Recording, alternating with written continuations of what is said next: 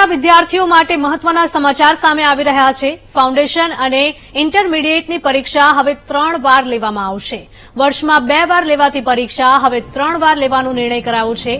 મે અને નવેમ્બર મહિનામાં લેવાતી પરીક્ષા હવે 3 વખત લેવામાં આવશે। આઈસીએઆઈના ચેરમેન અનિકેત તલાટીએ આ જાહેરાત કરી છે। જીસીસીઆઈના સંવાદ કાર્યક્રમમાં તેઓએ જાહેરાત કરી હતી। સીએના કોર્સમાં વધી રહેલી વિદ્યાર્થીઓની સંખ્યાના કારણે આ નિર્ણય લેવાયો છે। મે 2024થી આ નિર્ણય અમલમાં આવશે। મહત્વના સમાચાર સીએના વિદ્યાર્થીઓ માટે સામે આવી રહ્યા છે।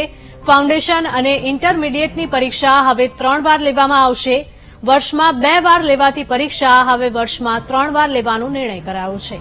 મે અને નવેમ્બર મહિનામાં લેવાતી પરીક્ષા હવે વર્ષમાં 3 વખત લેવામાં આવશે। આઈસીએઆઈના ચેરમેન અનિકેત તલાટીએ આ મામલે જાહેરાત કરી છે।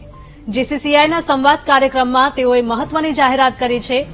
સીએના કોર્સમાં વધી રહેલા વિદ્યાર્થીઓની સંખ્યાના કારણે આ મહત્વનો નિર્ણય કરવામાં આવ્યો છે। મે 2024થી આ નિર્ણય અમલમાં આવશે।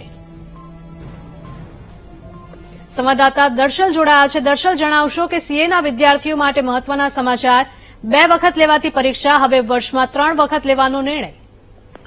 જી હિરલ, જે સીએના વિદ્યાર્થીઓ માટે એક આ સારો નિર્ણય કહી શકાય છે અને ખાસ કરીને જે પ્રકારે વિદ્યાર્થીઓની સંખ્યા વધી રહી છે આ બાબતને ધ્યાને રાખીને અને સરળતા રહે તેઓ જો ફેલ થયા હોય એક બેચની અંદર તો ફરીથી તરત તેઓ ઝડપી એક્ઝામ આપીને તે પાસ આઉટ કરી શકે અને તેમનું ભવિષ્ય ન બગડે તે માટે આ એક નિર્ણય કરવામાં આવશે અને આ નિર્ણયથી સીધી રીતે 10 લાખ જેટલા વિદ્યાર્થીઓને ફાયદો થશે।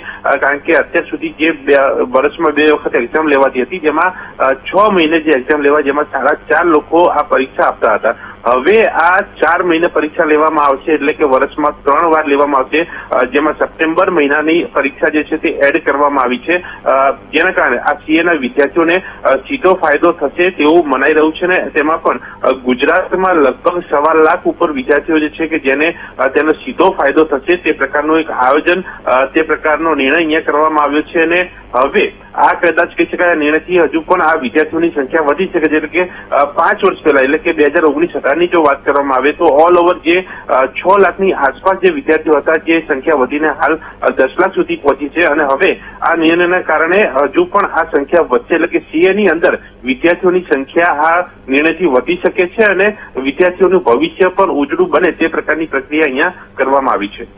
બિલકુલ દર્શલ, આભાર।